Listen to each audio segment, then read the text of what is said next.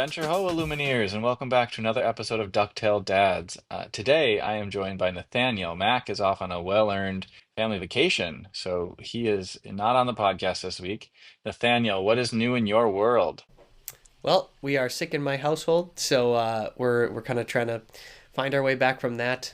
So that's kind of on the more personal side of the house. From the Lorcana side, I did participate in one last set champs, which was a lot of fun. It was my first ever Friday set champs, much like you did last set, Ryan.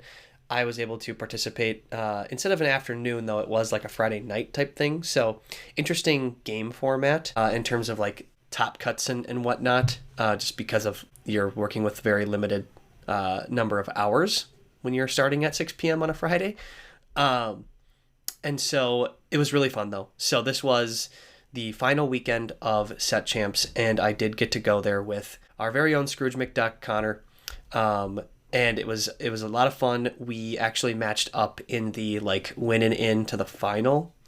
Had a great match with him, but it was one of those things where before going into this, I remember I talked to our friend Ernie about how, going in with good, reasonable expectations, right? So like the goal for these set champs is like, just try to get the promo card. And if you can go on a heater, right? And maybe you go really far, maybe make it to a final. That's great. That should be considered like an extra positive, because sometimes variance doesn't work out in your favor, etc. All the things, right? But I had told him that like, ever since set 6, when I did win a mat, luckily, I was like, I really want to get back to this at some point. I really want to get back to playing in a final, right? Because I kept getting, how do you say, banished in the top 8 or the semis. And it was cool because I was playing for the mat at this one. I did end up losing, but I lost a purple steel, which, warmed my heart to see it played to, it was the player who was playing it played it absolutely incredibly. It was so fun to watch, even if it meant that I was getting my own rear end kicked. But it was really cool. And so, it was fun to just kind of get to there. And I do want to give a shout out to one of our listeners, Simon. We've actually, Ryan, I think you've met him before, actually. Oh yeah, yeah, I remember At Simon. a set champs. Really, really nice guy, and was great to hear his feedback on the podcast. So thank you so much, Simon, for the kind words. He had mentioned that, we're a little bit more accessible to your average Lorcana player than some of the other podcasts out there. Nothing wrong with them, not disparaging them in any way. Just in terms of, the competitive level. We touch on this all the time, right? That like you, me, and Mac are fairly competitive people, but we also really enjoy this game. We really enjoy this community, and being accessible to a wider Lorcana community has been a priority for us since the start of this. So hearing that feedback come back from Simon felt really, really cool. So again, thank you so much, Simon, for the feedback. We're really trying to create something that's kind of unique for us. That does help us differentiate a little bit from other content out there. And for my part too, like I'll listen to some of that like really competitive stuff, and part of that is the prep for us. We're heading to our first ever DLC this fall, so really excited for that. So we'll probably get a little bit more competitive ourselves, but I don't think that will really ever change our general vibes here at the Ducktail Dads. So again, that was just really cool to hear that. And I did want to also call out one more thing. I know I'm kind of going long on my what's new in my world, but I got to play at the Set Champs a Ruby Amber Princess and Queens deck that used the Queen Sensor Core, and because of that was very fast when it got the right combination of cards, where I just got blown away in the first game. I ran Red Blue Shark one more time in honor of Mac. Shut up. He And couldn't make it out, so you had to bring his deck for him. that's right. And I I was just like, oh my gosh, that was crazy. And, I was able to pull it out in the end, but it was really cool because Connor, our resident Scrooge McDuck, was the one who had first put us onto the Queen's deck with Amber Sapphire Queens that he had built. So seeing a slight variation of that, so instead of Amber Sapphire, it was Amber Ruby, that was really, really cool. To see that being played, and the player who played it, she played it extremely well, so that was really fun to watch, and see some of these unique deck builds make their way to some of these slightly more competitive events, right? So that was really awesome. That was probably the highlight of my night, was seeing that, and Yeah, and being able to kind of go further and kind of break through some of it. But I am really proud because I was able to get a promo card from each of the set champs this set again. So that does make it for me 9 straight. I don't want to brag too much, right? But, as we kind of have our back and forth with the Ducktail Dads about consistency or the best player or this and that and all the things, I'll throw my consistent top cut streak in there as one thing that is a small feather in my cap as I get my rear end kicked by Ryan whenever I play him at one of these events. So, yeah. So, all in all, right, really fun way to wrap up set 8 as we look to, and we're going to talk about this a ton tonight, rotation. I think we're really excited about it, but a cool way for me to kind of tie a bow on set 8 and the Reign of Jafar. How about you, Ryan? Wanted to touch back on one thing that you briefly alluded to, but want to dig in a little bit more. Kind of the mental resiliency piece. If you're in a match, you're in a game, you make a misplay and you bounce back, or you have a bad round, or you have a bad set champs and you want to bounce back for the next event. Like, and talk a little bit about maybe one example of what you encountered because you're on a new list. Obviously, you're not going to make the right decision every single time. So thinking back through your games, how did you try to how were you able to find a way to power through those moments where you might have made a misstep and realize it after the fact, and to be able to continue on in that game, in that match, and ultimately come out successful? I think one of the things that is helpful to remember in any one of these matchups is it is a best of 3. So you can afford a misplay, even if it costs you a game, because you do have 2 other full games to make up for that. Um, I think I've had plenty of games where I've made a misplay and maybe it did end up ultimately costing me the game, but because of the fact that it was a best of 3, right, I was able to make an adjustment in game 2 and give myself a chance in game 3. One of the things actually that's kind of happened, I've noticed over the 2 set champs that I ran, Red Blue, which is, again, it's not a super familiar deck for me. This is the first set I've ever played that particular ink combination. Um, I did actually drop game 1 multiple times. And in doing so, right, like I think this is a cool thing too, where like if you do know what your deck does well, and once you've seen what your opponent's playing, there is some skill expression in a best of 3 world because you will mulligan differently, you will prioritize different cards, what you're inking, what you're not inking, when you're a little bit more familiar with the cards that your opponent will be playing out. I've thought about this a lot, right, where sometimes when the game is looking kind of dicey, right, maybe in game 1, people will scoop pretty early. They'll say, okay, that's it. Like I'm not coming back. And depending on how long that game is, I think you may want to reconsider that just in terms of like, if you do play out a little bit more of that, there is maybe a chance you come back. Maybe it is way too far gone and it's just a matter of, it's like 3 more turns and you're done.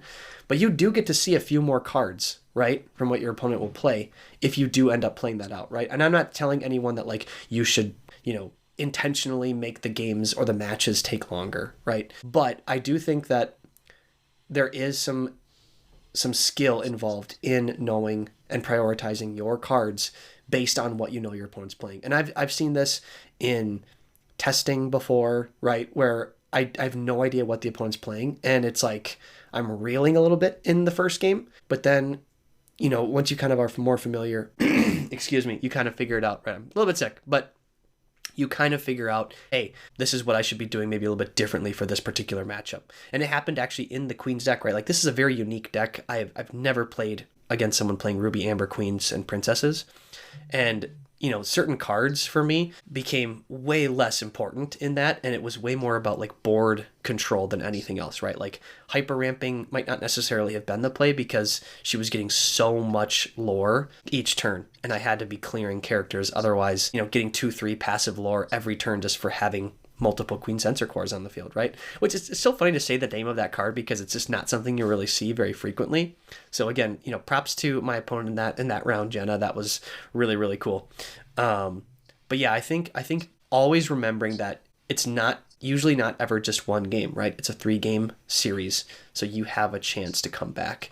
And I'll be honest too, right? Like I've definitely let things get to me before in our most recent set champs before this one against Ryan, right? Like I was one top deck away from winning the first game. I kind of let that spill a little bit into the second game and I panicked. I hit the panic button and I was punished for it, right? So, you can't let those things kind of avalanche from one game to another. Now that is a learning point that I gained from that, right? Is like, yes, it does stink to be like right at the finish line and lose. But remember, you have 3 games. So that was one thing I actually had implemented as a change from the second set champs of this season into this last one, which was my third of this particular set, of being able to say, hey, whatever happened in game one, it's done. Short memory, right? We talk about this Mhm. in sports all the time, right? Like some of the best players, I think Ted Lasso said, have a memory of a goldfish, right? Where Mm. game What one, a savant. remember, What a savant. right, exactly. Like remember the things that matter.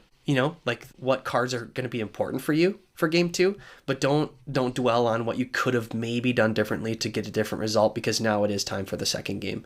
And I think I was reminded about how much fun I have in the game, win or lose, because I'd actually talked about this, right? Like now there's only one mat. The pressure of a final is greater because it's all or nothing, and I think there's a lot of I get a lot of nerves just at the idea of that, and when I didn't feel crushed at all losing in that final to Purple Steel, again, shouts to Purple Steel, I Your just one true felt love. like, yeah, exactly.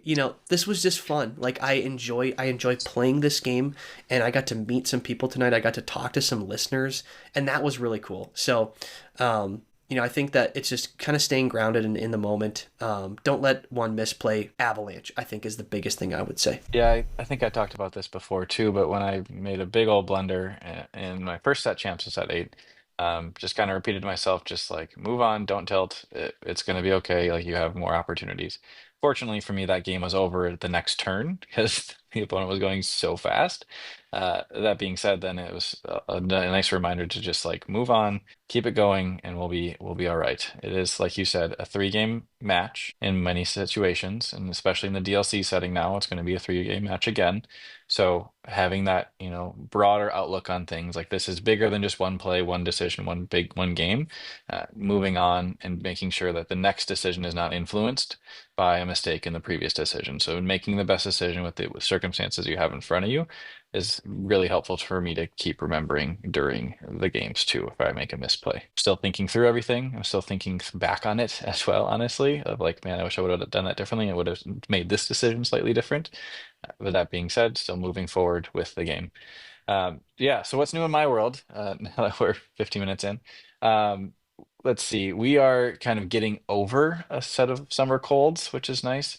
But we're still not sleeping great. So we'll get there eventually. Just it takes some time. We were able to enjoy the nice weather this weekend with the nice air quality as well, since air quality returned after a couple of heavy storms. So it was nice to have an opportunity to actually get outside, enjoy the sunshine, go for walks, get a little bit of a outside workout in, which is all good things. On the Lorcana front, of hitting the back burner a little bit, pulling it back, pumping the brakes as we're seeing all the cards being revealed for the Fabled set. I'm not a huge event I'm working towards right now, just the anniversary event, which will that's a good plug time. Anniversary event. Anybody that's listening in has been listening in. You've heard us announce the Minnesota anniversary second anniversary event coming up at Game Center in Roseville, Minnesota, on August 23rd and 24th. That is coming up quickly. And I want to talk with Nathaniel here a little bit about planned deck lists and things like that in a little bit. But that's kind of the next thing on the horizon. But that's not necessarily something I'm planning to like grind out for, grind reps for. I want to get familiar with my deck, but as I'll mention in a little bit, it's not the most consistent deck, so I'm not really worried about getting a ton of reps because I don't think they'll really matter because the play lines are going to be chaos regardless of how many reps I get on it. So that is what it is. Otherwise, just like I said, taking a bit of a step back onto the back burner for the time being, since we're kind of in this holding pattern before Fabled is released and the frenzy of collecting new cards again begins again and creating new decks. Um, so, anniversary event, like we said, coming up in a couple of weeks here, and really looking forward to it. It's going to be a great time. The Ducktail Dads are involved. There's a whole bunch of, prize wall items available, and we've covered that on previous podcasts. Um, I wanted to talk to you, Nathaniel, about planned deck lists for if you were to be able to play in the main event. Have you put together any ideas? My first idea, or my for this event, because of the nature of it and just like celebration, fun event, I'm not really planning to bring one of the like staple meta, quote unquote, meta decks that I've become familiar with, and actually crafting a new like I believe for set champs, there was a different podcast that did a challenge for their listeners called the Haufen challenge. Haufen is a German word that basically just means like an unorganized pile of cards that you put together this list that is seemingly erratic and chaotic in terms of consistency. A lot of ones and twos, there's token four ofs to hit your power cards, but in most part it's ones and twos and threes. And the requirements of this challenge or this Haufen list is that there's at least 25 unique cards in this 60 minimum 60 card list. So you could play 70 if you want, and you could play more of each card. But that's what I'm planning to bring is this pile of cards. So seemingly chaotic cards, lacking consistency, but trying to create consistency by including multiple different types of cards, trying to do the same effective thing throughout the game and the play line. So, Nathaniel, have you had any initial thoughts on what list you might bring or what colors you might bring? As somebody with German heritage, I feel like if I were to play the main event, I'd have to do a Haufen list as well. Um, I think I'd probably build something with like Ruby Amethyst. I think there's a lot of just like good cards in that deck combination. There definitely That is. ink combination. So you could build like a fairly meta thing, even with it being a Haufen list. I think that's probably what I would do. I have been thinking a little bit more about this though, and just the general schedule that we expect to see at this event. And my only concern, and this actually comes from a little bit having played Red Blue the last couple set champs here, um, with how many triggers are in that deck, right? And the fact that you have lots of ink to play with, your matches take a long time. And I didn't have a lot of time often in between rounds to like catch my breath, socialize, talk to other people, right? And I think with the anniversary event, that's something that I think will be important to me is to be able to catch up with people and treat this very socially, right? That's the golden retriever talking. So I think I might actually opt for one of the more like sealed events. So whether it be the draft or just like a straight up sealed event, that may be what I end up opting for, just to allow me a little bit more time during maybe the main event to kind of walk around and catch up with people, watch some games, right, and just be a little bit more casual. So I think I may end up ultimately doing that. But if I think, Ryan, I love that idea of the Haufen list. I think that's such a cool challenge. Christian, actually, who's been on a couple episodes with us, actually did that at a set champs before, which is totally awesome. I think you could just have a lot of fun with that too. So I think that's ultimately the goal of this, right? Like this event is really centered around community and joy, and play something that's fun. You definitely shouldn't be stressed out about any of your matchups in here, right? Like it's not like we're playing for the world here. So just have fun with this event. And so I think for me, the version of most fun probably is being able to be extremely social with it and not feel like, oh man, I didn't really get to talk to that many people over the course of the 8-9 hours that were there. So I think for that reason, we'll see. But yeah, I'm curious to hear what your combination is if you're going to do the Haufen list. Yeah, so what I currently have, this monstrosity that I have sleeved up, is a Sapphire Steel Haufen list. A little bit more on that like tempo-y side of things, with some shift lines and some just strong cards in the Sapphire Steel combination. Really leaning on that Alice Pluto Cogsworth core that is no longer going to be in existence since Cogsworth has not yet, I suppose. Potentially not going to be in existence, I should say, because Cogsworth has not yet been announced as a reprint card, and so you'd be losing that blanket resist across the board. There's other ways that you could get it through locations and whatnot, or other items. So there's other ways you could kind of put that resist on the board for yourself. That being said, that it would be challenging to keep those things around. It's not quite the same as having this resist on a warded two quester that can just stand upright until you need it to turn sideways to win the game. So, Sapphire Steel is the combination I'm going with, and there's a lot of cards that kind of do the same thing. The cleanest example of that would be you have both Simba Future King, which is a 1/2 draw a card, discard a card for one ink and it's inkable. You also have the Mulan, which is a 2/1 cost card that also draws a card and discards a card. So you're effectively having a four of by playing two different of those cards. If you have two of each copy. So kind of went that route with some of the deck choices, but then also made some interesting decisions along the way, and we'll see how it works out. There's some cards I just wanted to play and wanted to see how it worked. And other cards I'm just like, well, these should probably be in here as three or four O's because this is kind of the core identity of the deck. And so it should be fun to see how it plays. Like I said, I'm not too worried about finding the right play lines because it's one of those things that it's so inconsistent. You're just going to have to find the right play line along the way. Since this is just a seemingly chaotic pile of cards that are thrown together of the same ink colors. I do have a staple Hey Hey in the deck too, just for thematic relevance. There is a single Hey Hey in the deck to be able to ink all the cards in my hand and just go straight top deck mode. I love that. I think it's like steel's such an interesting card with like filtering power. I think that's something I didn't initially appreciate enough as like an effect in this game, right? Like I was kind of like, well, yeah, filtering's good. You can kind of help clean up your hand, but like how it actually is really important sometimes if you have a little bit of a bricky hand or you don't have like a very clean curve, the ability to draw one, discard one. Like it's not a true like plus. Like if you play a genie, you gain a card, right? Because it like replaces itself.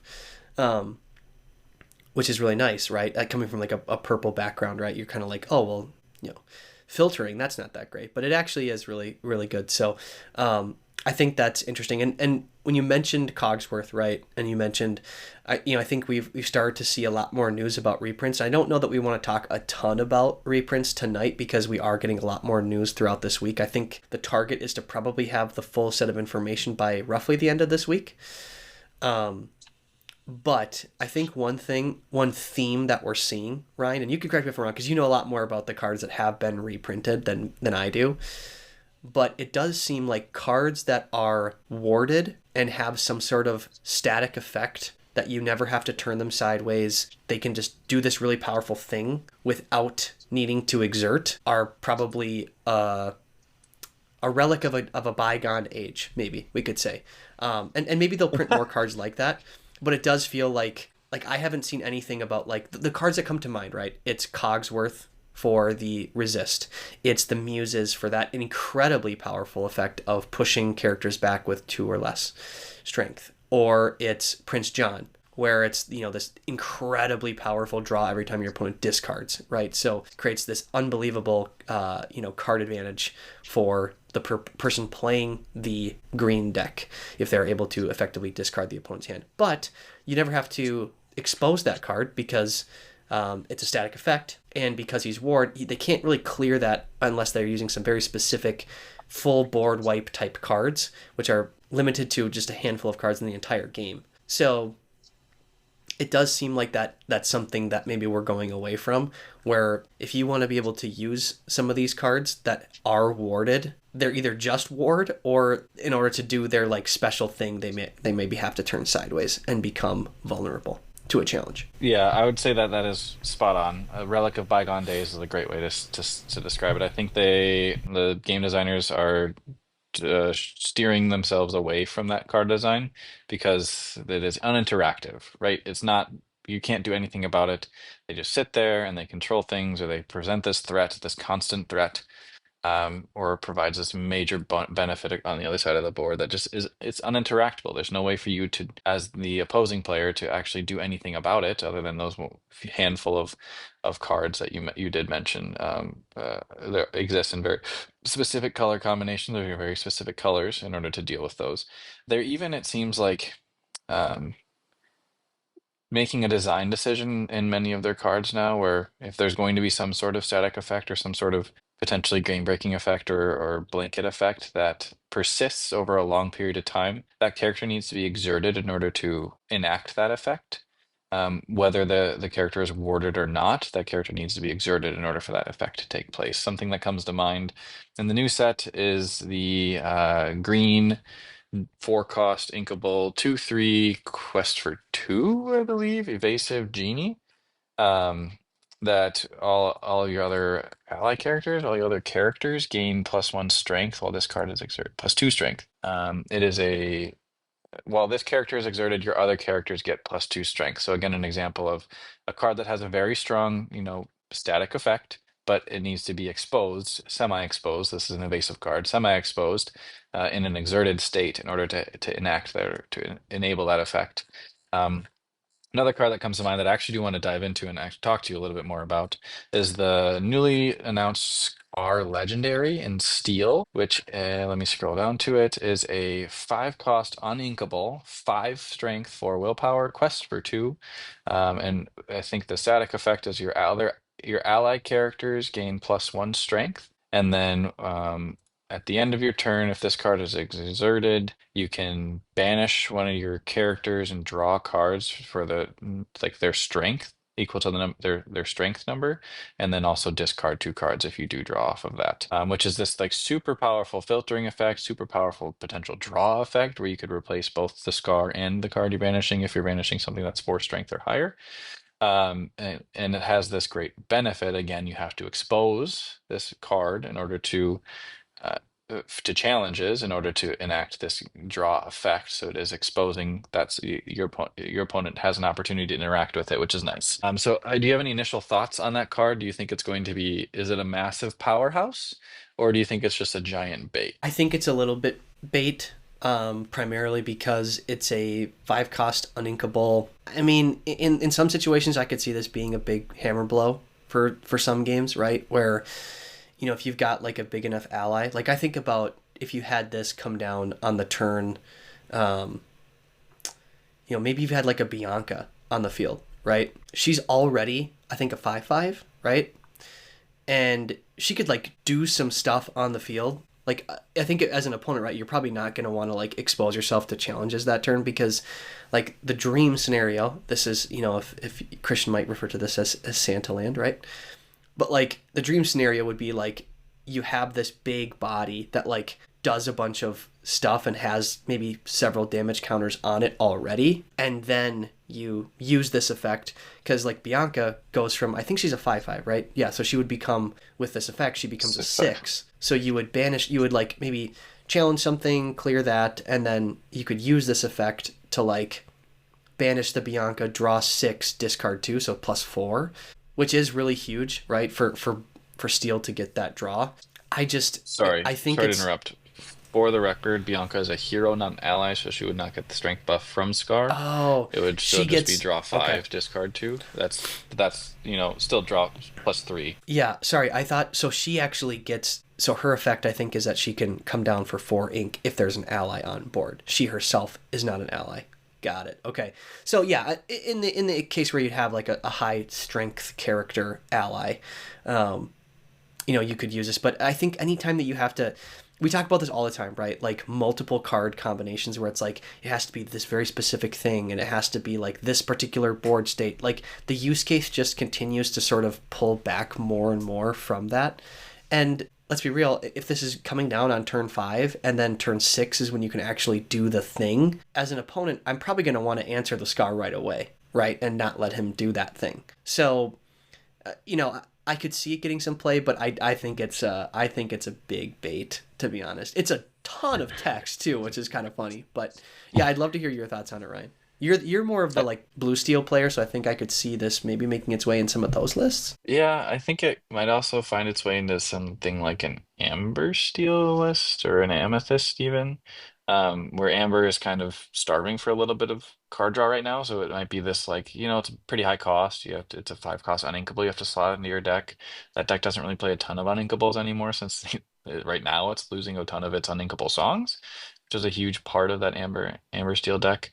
5 is a little bit high for that really low to the ground aggro type deck, but in a slightly slower meta, this might be, just what you need to find the gas to finish the game. If you go +3 off of a Bianca or a Lawrence, that's in play that has done damage, you can quest for 2, and then you banish Lawrence at the end of your turns, and now that Lawrence has given you 2 lore and +3 cards after the discard from Scar. There's a world where you could find value for that.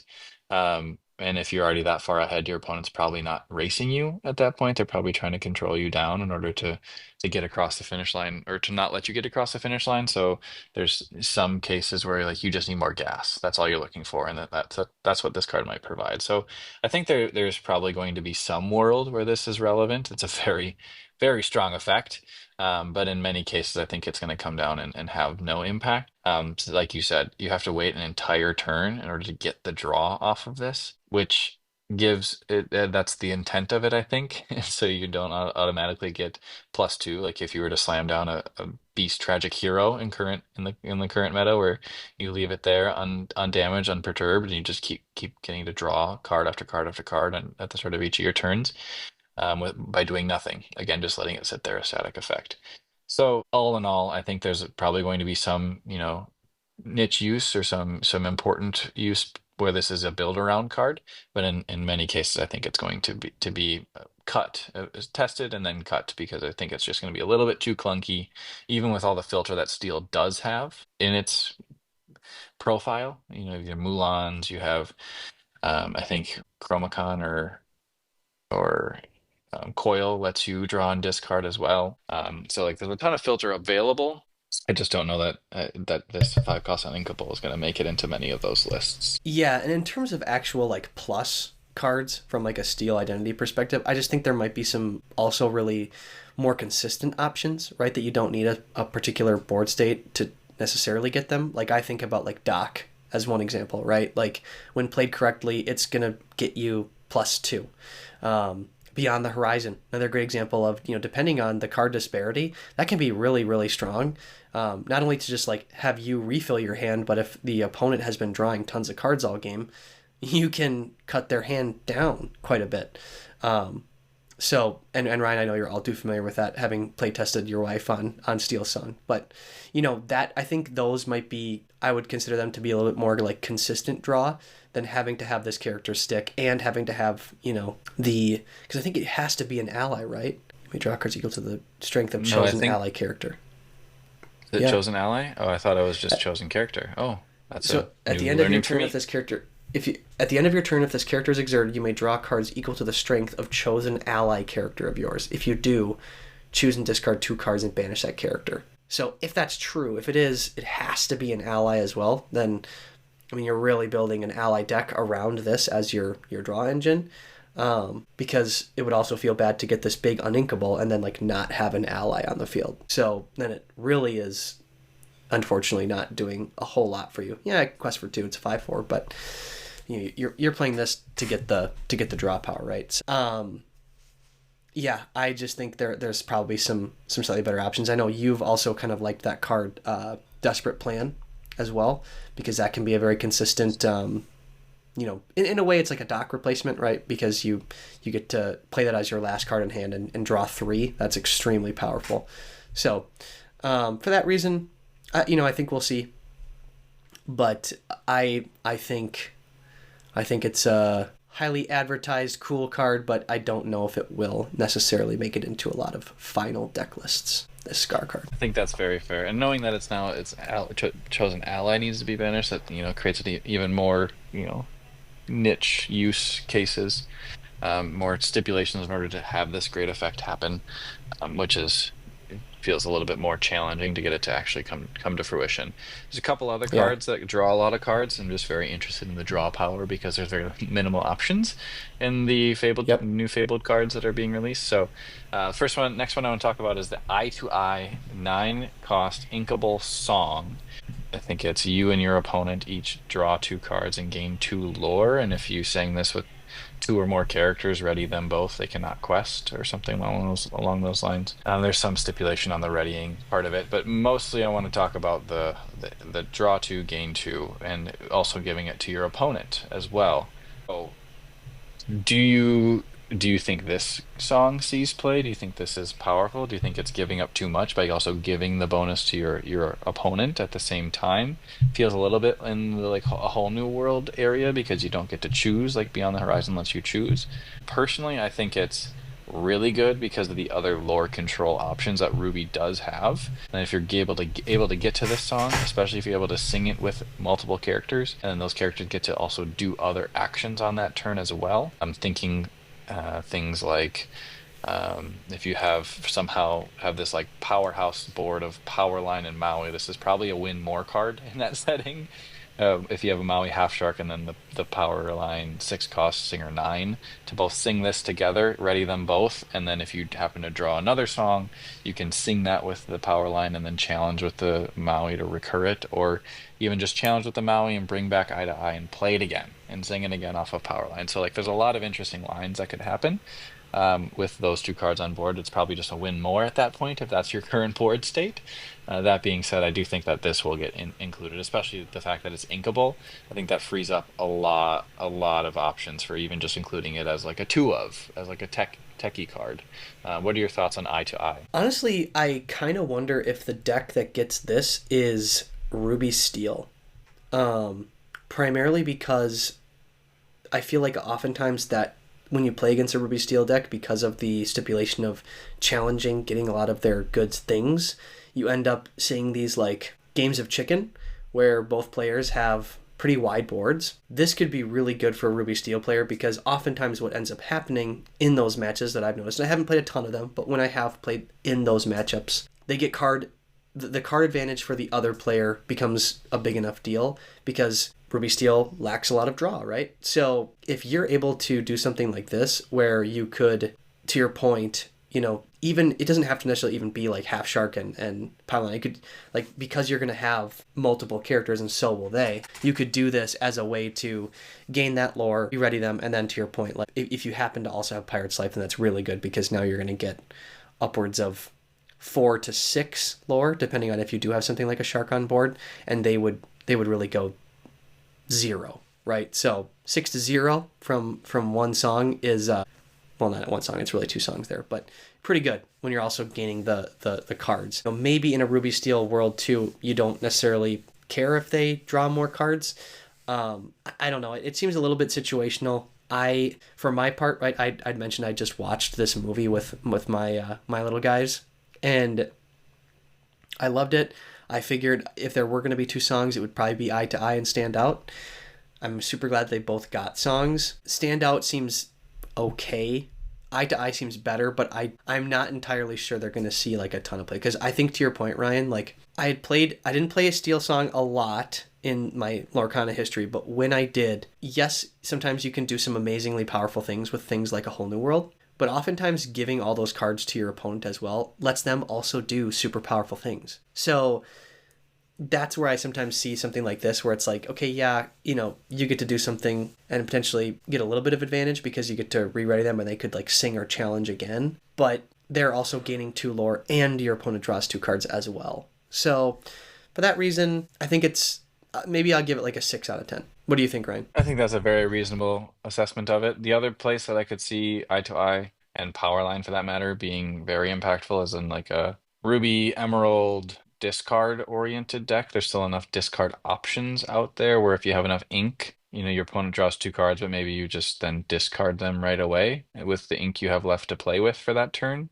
And then you move on with getting, +2 card advantage. And then if you are able to sing Pirate's Life or play Pirate's Life somehow, or sing Pirate's Life after that, then you effectively, your opponent gets nothing and you get 4 lore and 2 cards plus more of a board. So that's always an option as well. I think that's where it could be really impactful. Ways to kind of negate the benefit to your opponent, right? You mentioned Pirate's Life of negating the lore benefit, and then the discard piece would be negating the card benefit that your opponent gets. So then you're effectively working really hard to make this a one-sided draw and lore gain. But that being said, if that's already your game plan as a deck is to draw and discard and gain lore faster than them, obviously every deck is trying to gain lore faster than the opponent. If your entire game plan is to also then discard the opponent and you have plenty of options to do that, it maybe feels much less impactful to be able to give your opponent 2 cards that you can then just discard right away and they don't actually get to use them, which is, obviously important as well. Yeah, and actually, Ryan, I'm glad you brought that up because that is an interesting ink combination that just hasn't quite, I think, been able to grab hold yet, and that is Ruby Emerald. And as the first deck that I ever ran, I would love to see that be a successful combination at some point. Now, my combination was not songs and discard, but I think it's an interesting combination, and if this would help to make something like that work, then I'm definitely all for that. Yeah, and I think there was some movement in that realm in set championship season, where there were some Ruby Emerald decks that were getting some hype, more action oriented decks. And Undermine is a very powerful card, very powerful swing turn card. You're discarding a card, giving your one of your characters additional strength in order to challenge it positively on the board to get yourself into the end game that you're looking for. So I think there's some key pieces in place already that this might be just adding to in order to make sure that deck gets across the line. I think in the past it's been buoyed by the strength of Diablo, Devoted Herald, and then also the Prince John discard package for maintaining and establishing that card advantage. So now I think it's going to have to go a different direction, and I think that'll be healthy. I think that'll be interesting to see where they go, and I think that action stack does have a possible leg to stand on, and it'll be interesting to see how that develops. I'll be watching it closely. I'm not a good enough Yeah, innovator in order to build the deck myself, but I'll be watching it closely to see how it does. yeah. I think on that note, Ryan, I did want to talk about one thing I observed. When we think about it, I'm thinking about this because it's an emerald card, and we think about these Prince Johns, the Muses, all that, right? One of the other reasons I'm really excited for rotation is I think with some of the cards they printed most recently, you can see like certain power levels and synergies really hit like another level in this last set. And there's two examples that I can think of right off the jump. Stopped Chaos in its tracks with two Muses on board is unbelievable, right? Because they can't do anything about your Muses. Most decks cannot do anything about those two. They're just going to sit there. And then the next turn, they can sing together, Stop Chaos in its tracks, kick two things with 3 strength or less. So that's actually a lot of, like, that could be a couple expensive characters, right? Because they have 3 strength or less. Elsa, Genie, right? Like tons of characters. A Hades, right? I don't know if you necessarily want to kick that back, but that's a 3 strength character, right? You can do 2 of those. And then that will also trigger the Muses to kick 2 more characters with 2 strength or less back to hand. So that combination is like way overpowered, and it makes sense that rotation would kind of make that not be a thing. But for this one set, it was a thing, right? Where like the same thing goes when I was playing Purple Steel between the bounce package and Goat, Crab, Fox, and Rabbit, getting like tons of card draw and potential extension, like reach with those cards. You also had cards like White Rose, and even more so, in my opinion, if you're drawing tons of cards, Giant Cobra, right? So like Purple Steel in this last set, if somebody was at like 12 lore and the opponent wasn't also like pretty close to like racing them, they're probably gonna win in like 3 turns, because they're just like, no matter if you just board wipe them, you can do whatever you want, right? They're going to get 2 or 3 lore per turn going forward if they want. And so like for that reason, it's just like it makes sense that rotation would sort of start to take some of those things out, right? Like I think we're assuming that some of the OG bounce cards that have been around forever are not coming back because they haven't printed a upon entry and exit card. So like a great example of that is the Genie card that came in for Azurite Sea that we always talk about, right? He's a 2/4 quest for 2. When you play him, draw a card. That seems like the logical replacement, if you will, for Merlin Rabbit, which was upon play, you get a draw card, but then also on exit. So that's why that bounce package, of course, was so incredibly strong. But I think I'm excited to see what this does, because I think certain cards, like, yes, there are certain cards that haven't been able to shine in the past because of this, but I also just think it will make it so I think Christian had kind of mentioned this, right? Like, he doesn't want it to feel unfair. Like, you could start to do kind of unfair things with this many sets and some of the really, really powerful cards that got printed early on. And I think it does seem like, based on they're bringing back a lot of really good cards, but maybe some of the more like, oh wow, like I can't really do anything right now feeling will be less come set 9. That's what I feel like is going to happen. And for that, I'm really excited. Like, I think that's going to be super fun, because that will also test even more than ever skill expression of the players. I think you hit the nail on the head. I think eliminating those "I can do nothing about this and I'm going to lose" situations is key and crucial for, reinvigorating the game, introducing the game to new people, to new players, to new interested parties or collectors that want to start playing again. I think it's really interesting to be able to filter those effects out, and they've had 2 years of testing effectively to be able to identify what those, I can do nothing about the situation, I am hopeless cards are, and be able to reprint and revamp around eliminating those type of effects. And sure, there's still going to be some opportunities to create those things. I mean, every game that has ever existed, people effectively attempt to break every single opportunity they get. That's the point of that seems to be the goal of many video game and trading card game and just game players in general is how do I break this game in the most broken way possible, where no one can do anything to beat me because I'm invincible. And I think that's always going to be the goal of deck builders and the goal of game players everywhere.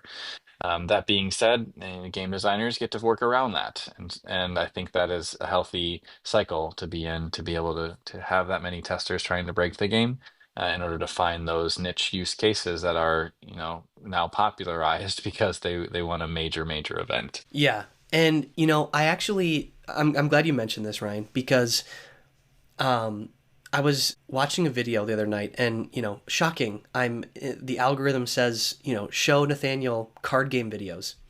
And it was actually and I'm not disparaging this game. I'm just saying I think for me this was very telling for me as to another reason why I really love Lorcana. But I think it was the 2024 Yu-Gi-Oh! World Championship. And the way that game has changed since we were children, like growing up, and it being a very, very simple game back then when it first came out, it was very like, play a card, pass, play a card, pass, right? And maybe you play a couple magics and, spells and traps and stuff. But it was a pretty slow game, but very back and forth, right? I was watching this World Championship, and it was just crazy how long the turns were actually becoming. Like, I think there was one turn that it took the person, like, legitimately, like, 7 or more minutes on one turn. And it was, like, his first turn.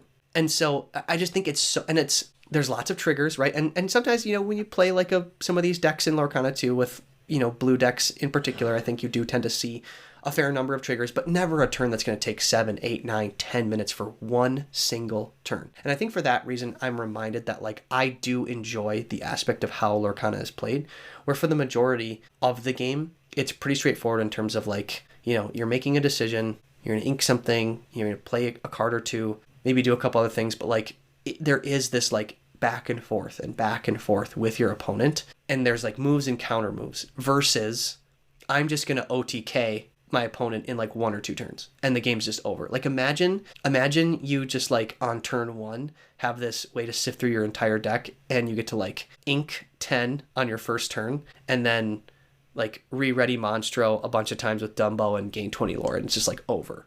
And like I'm staring across from you on the other side of the table like, all right, so like I didn't get a play. So I think, and again, extreme example, however, I think it just reminded me of like, if their intent really is to make the game very interactable, which it does seem like that has been the case so far, and with rotation, it seems even more so a priority.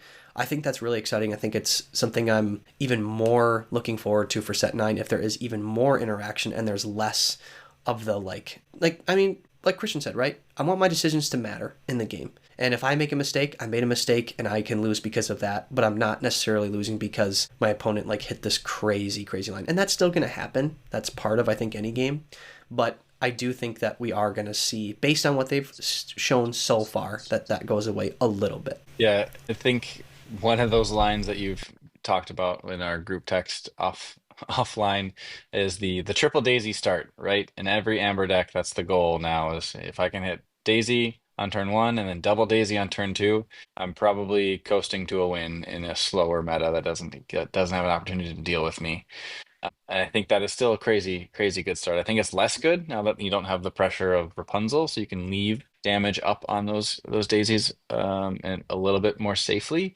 Sometimes you'll still hit, heal 2, draw 1, or maybe they'll play a penny on turn 2 or turn 3 where they're going to remove that damage and give it resist +1. But that's much less punishing than here's more fuel to the fire, and you're healing this card that I left damage on, or you're clearing my card and then you're healing back up for free. So really, you turn 2 lore into a card advantage +4 effectively if you remove a character plus draw 3 off of it. Um, so, every day I think you take that trade off. So it's less punishing now, but I still think that that triple daisy start would go very, very fast and be hard to deal with, Yeah, to say the least. particularly on the play, right? Like Right. that's gonna be hard, I think, for most decks to handle, and hopefully that does seem like the one though. In based on what we know about the cards coming out, that like that's the most like crazy start that feels slightly unfair that I could see right off the rip. Ryan, you mentioned another card that's coming back that I think is really interesting, and it's Second Star to the Right. This has been around for a while, but it was announced as a reprint, and I think I'll give my piece first on this. I think this could be a one of, maybe a two of, in a blurple list. And I think the reason why that is you're more likely to have, like, I think some of these sing togethers, especially like large uninkable costs, like you don't necessarily want to have like four characters or like three or more characters have to sing to do some of these things. But like a blurple list early enough in the game could conceivably have like two Elsas out, right? Like maybe you played an Elsa on turn 4 and you played another Elsa on turn 5. They maybe like took out some lower threats, and then instead of like questing for two total, one each, they sing this and you just get a bunch of cards. Like that would feel amazing because they've not only done their job of like exerting things and clearing some threats, but then they also get to draw you +5, but 5 cards that turns into it effectively a +4. That would be amazing. But I don't think this would be anything more than one or two of in your deck. I think that's a What do really you think? interesting take, and I very much appreciate you bringing that up, because that's something that's like draw 5, especially in a meta that doesn't have a ton of draw options or done a ton of consistent draw options outside of very specific, the 7 cost Hades from set 8, which is a very consistent draw option. Um, that I think that draw 5 seems really good, and in some ways I think 10 cost uninkable is a pretty big bait as well, because a lot of times it could be dead, and I think it might survive in like a blurple list or an amethyst sapphire list, solely because if you see it in your opening hand in many situations, that's a dead card, right? But in the situation that you're playing an amethyst sapphire list, or sapphire and amethyst are the only two that would be able to have that combination. If you have a Tipo in hand for your turn 2 ramp play, well, you can just tuck this high cost uninkable card into your inkwell off of Tipo's effect, and you won't have to worry about the fact that it's going to clog up your hand for the rest of the game and be there tempting you every time you have an opportunity to either trade, quest, or sing together with your characters on board. um, that you have an opportunity to actually get rid of that temptation and also unclog your hand a little bit in order to keep things flowing and keep the cards going, keep the game going appropriately. So I think that it for a couple of different reasons, like you mentioned, that if you have a couple of Elsa sitting around that aren't able to do anything, or if your opponent just chose not to exert that turn, or there's some other situations where if you're just setting up for a prep turn and you just need to get a ton, you're just prepping for the end of the game. You've kind of turned the corner. You're kind of in limbo, but you just need more cards. You're just trying to find card advantage. I think this would be a great card in order to secure that card advantage for the rest of the game. Then because draw 5 is pretty good. At the same time, it is a high cost uninkable, so I think if you're including 4 of in a list, um, it seems like a bad idea because that is a lot of clunky cards. It could be a potentially large clunky hand if you even draw 2 of them in your opening 7. Yeah, I think so. Speaking of card advantage, I think did we talk about locations yet, Ryan? I don't think we did. No, we have not. The one in particular that I think is going to be very, very good. It was already in quite a few lists prior to rotation. It is going to be the library. And I think for two reasons. Yeah, you get a lore off of it. It's 8 willpower, which is not insignificant, right? That's a pretty high number. And the banishing piece to then get to draw a card, yes, sure, purple decks are going to be, from what we can tell, it does seem like they're losing a lot of like the original one cost, kind of like banish and get to draw a card, which became so amazing with the library because it was, quest with the Chernobog's followers, draw 2 cards now.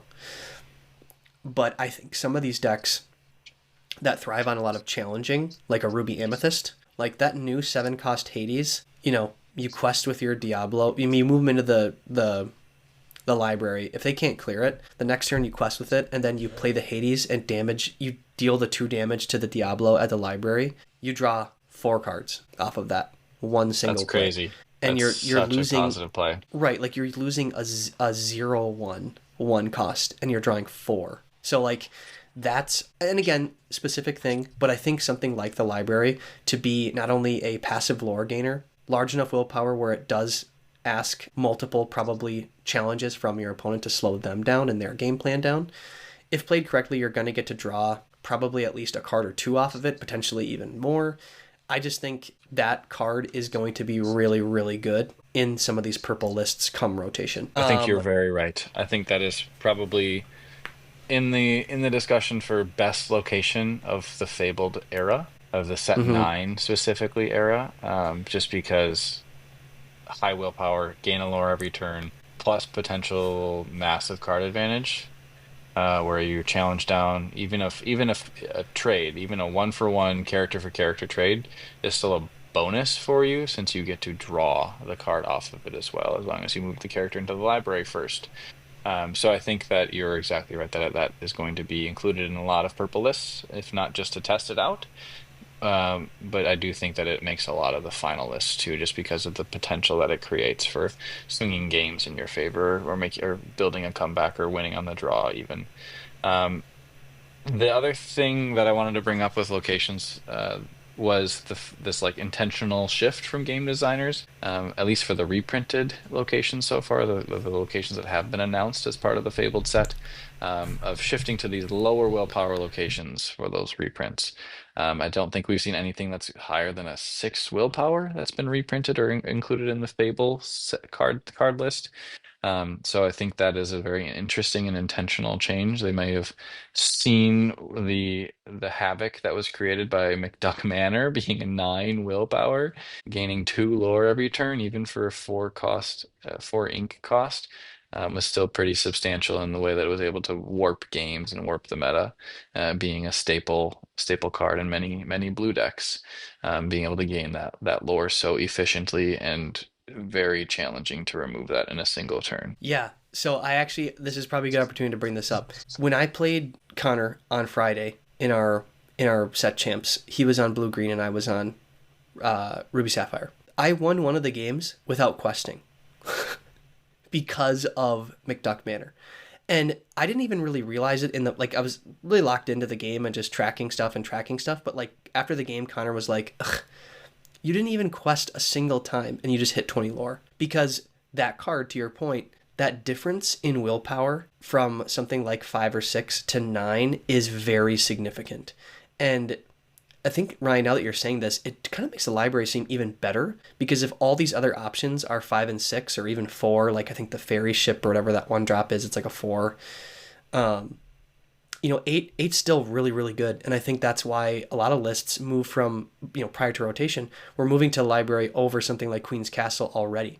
Whereas, Queen's Castle got 2 lore pips and it had to be there at the start of your turn. You only got 1 lore pip, but it was upon banish, but it had 8 willpower versus 7. And that one tick is significant enough where it made a difference. And I think that's the same thing with McDuck Manor being a 9. It just is so hard to effectively remove that. And the Ruby Sapphire Shark list, did that really well because it could kind of like force you to challenge the location and then Shark could like crack back. So that was kind of what that deck was intended to do. But like to your point, these crazy willpower locations, it does make it kind of skewed. And I think it is good to kind of temper those down like a little bit. And they can still have some cool effects, right? Like the library is still really, really good.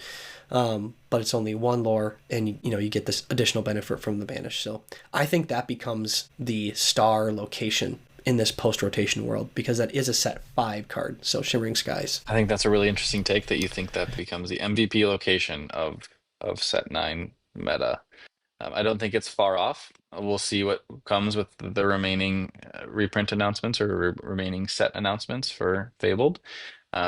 And we'll see how impactful locations really are come Fabled as well. There's some ways to deal with it still. There's still some location interaction cards, but those are much more limited than your general cards. And then the other thing that is wildly impactful so far is the lack of high strength rush characters in the early mid game as well. Um, there's not a ton that are going to swing for 5 or 6 on entry, in that like before turn 6 or 7. And so sometimes these locations could stick around for multiple turns and give you the option of gaining a large amount of benefit out of it. Even something like Fox, like Madam M Fox, which is a 4/3 rush. You have to return a card from play to your hand. I mean, that was hugely impactful because I was so early that you could get this 4 strength character on the field to swing into locations. The other location that I would think would be in contesting library for the location of the set would be the Seven Dwarfs Mine. Let me pull it up and see if it's even still in the rotation. It is a set 5 That's card the as card well. from Diggy Hole, right? Yep, That's that's the a set Diggy Hole 5 card as location. well. Yes, it is. It is a 2 cost, 6 willpower location that gains 1 passive lore each turn. And during your turn, the first time you move a character here, you may deal 1 damage to chosen character. And if the moved character is a knight, deal 2 damage instead. And it costs 2 ink to move a character to that location. So it is a pretty high cost in order to get that damage effect off. It has already been included in many of these like aggro-oriented lists as this other option for both removal and aggression and aggressive lore gain. And it has been a problem for many decks to deal with in the early to mid game because it can come down so early and cause this problem, and it has this like control aspect to it as well, where it's doing 2 jobs as 1 card just existing on the field, right? And it fits very well with some of the knight characters that are in that set as well, namely Doc, which is included.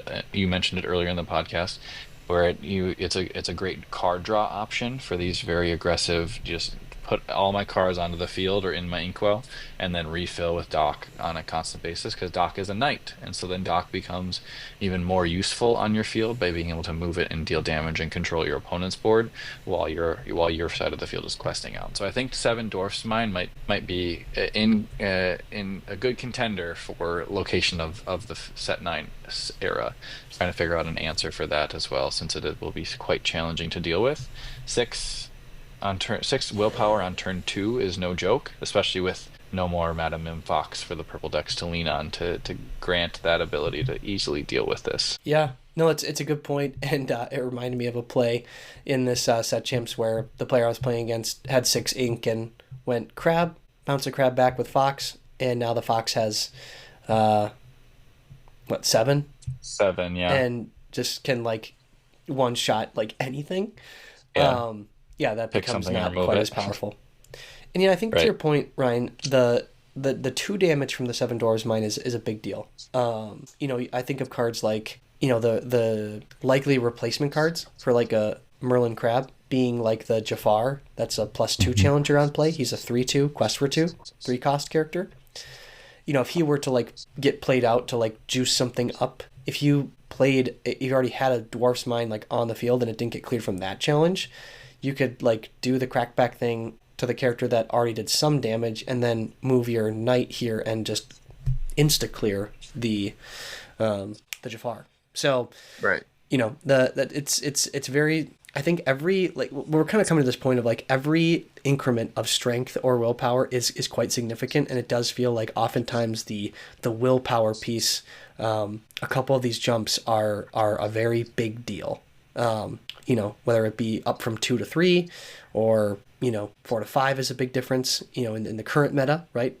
Hmm. Or 5 to 6, because then it's protected or insulated from the card like Zeus, or these locations, right, where you're talking the difference between 6, 7, 8, and 9 being a very, very big difference for a lot of decks to be able to handle. So, yeah, I mean, it just feels like this new frontier for us, right? Like we're finding out what's going to be relevant, and that's really exciting. I'm really looking forward to set 9 and having all the cards available that have been announced, and being able to tinker with things and start testing things out, printing proxies if we need to, in order to get some reps in. I do have one last question. I know you all are fighting off an illness, and I know we're getting into a very busy season in your household as well, with fall sports ramping up.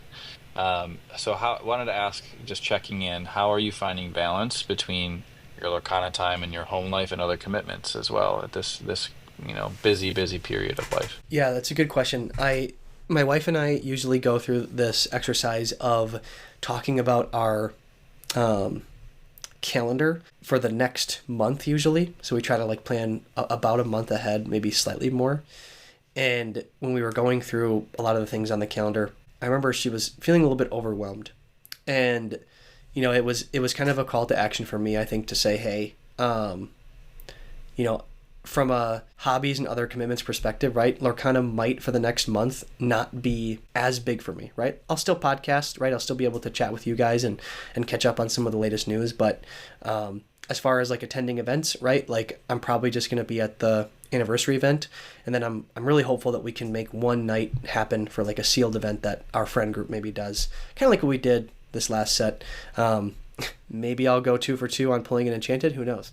But Maybe let's hope I probably can actually get there on time this time, rather than hitting yeah, an exactly. hour-long traffic. Yeah. So I mean, I think just being able to do something like that would be great. But I think I have to be very intentional about how I'm spending my time over the next couple months.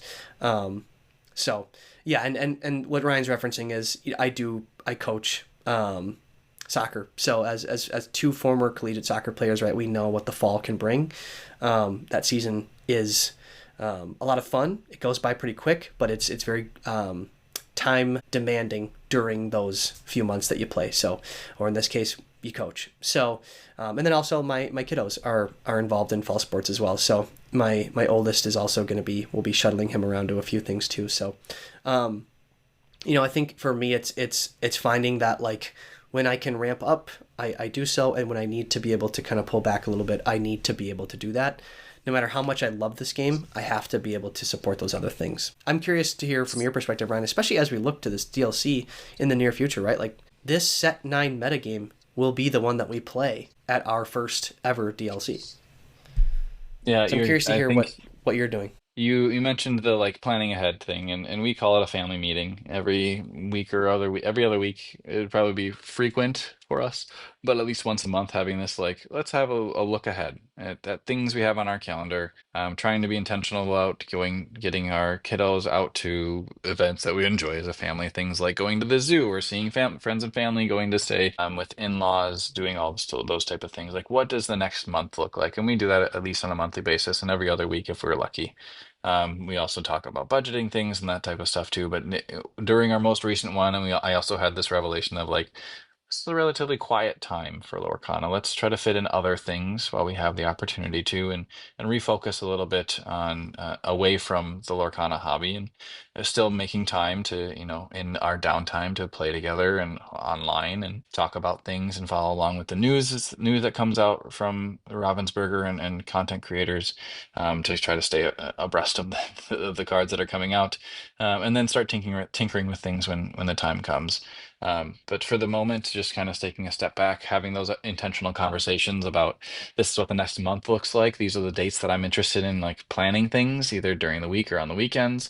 And these are the things I kind of want to get into in terms of activities that we can do, and things that we've enjoyed in the past that we want to do again. So things like the Minnesota State Fair is coming up. So that was an intentional part of our most recent conversation, was trying to make sure we're finding and securing a day on our calendars to go to that, since we've enjoyed that in the past and our toddler has very much enjoyed that as well. So we are very intentional with making sure that we're making time and keeping the priority in our home being our family and our activities together, while still making time for each other's hobbies and each other's needs and work requirements and things along those lines. Making sure we're both just communicating openly about what we're interested in or what we need to get done in the next few weeks, and trying to schedule those out appropriately to make sure it's going to fit in our grand scheme of things, and make sure we're both aware of what is coming up as well. I think that's another big key, is making sure that we're just communicating to each other to keep each other aware of things, so when we're not getting blindsided on like a Wednesday, oh, by the way, I'm not going to be home for dinner. You're alone with the kids tonight. I'll be home after bedtime. Okay, well, that would have been nice to know a week and a half ago, so I could, prep a little bit of my just mental fortitude to be able to get to that point too. So we're doing our best. We're having those conversations as we ramp up and look forward a couple of months to the DLC. Again, I'm also hopeful we can get together for some sort of like testing day where we get to practice and see what it feels like to play 8 to 10 hours of Lorcana, which is a big ask from the spouses to say the least, but hopefully we can find a way to make it work for a majority of people that are our friend group so we can get some practice in that long format as well. Just because I think that'll be a new experience for us, and I would like to have at least one experience of that magnitude or that length prior to, trying to perform at the highest level, that highest competitive level that we've experienced yet at the DLC with that being also the first experience of a very, very long day. So I think that'll be key to success at those later stages as well. Just trying to find success in those later matches and not being burnt out when you get to that point. Yeah, actually, so two things came to my mind when you said that, Ryan. One of those is, that could be a good case for at the anniversary event, doing the main event because it will be a lot longer. So could be kind of that initial kind of first toe in the water of something that would be a little bit longer than your usual experience. Um, the other one is I think that's an important skill. So having the mental stamina, right? Because I do notice in particularly when I am playing matches where my deck does have lots of triggers and my matches are going the full 55 minutes and I don't have breaks in between and I'm just jumping right into the next game. If I do that for a couple consecutive rounds, after about 3 consecutive rounds of that, I'm probably going to make some mistakes in the 4th round of that, series of matchups. So I think that's a really important skill that if you are pursuing one of these events that will require you to play 7, 8, 9 rounds consecutively, you want to have honed that skill a little bit because you don't want that to be the reason why you didn't do as well as you probably could have, right? So one of those controllable things, right, as a player that if you can try to control it, then great. So I think that's an interesting point, Ryan, and I hope that is something that we can also get on the calendar because it will be, I think, very, very valuable in the lead up to DLC Milwaukee. Yeah, it'll just take another intentional conversation from our whole group too to make sure we make it all happen together.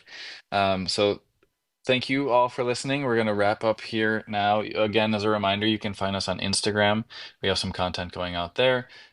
You'll see some of our recent set champs updates on that platform. We're also available for podcasting on Spotify, on Apple Podcasts, and on YouTube. You can find us, and you can listen in any of those sources as well if you have not already found us there. Without further ado, though, let's get the duck out of here.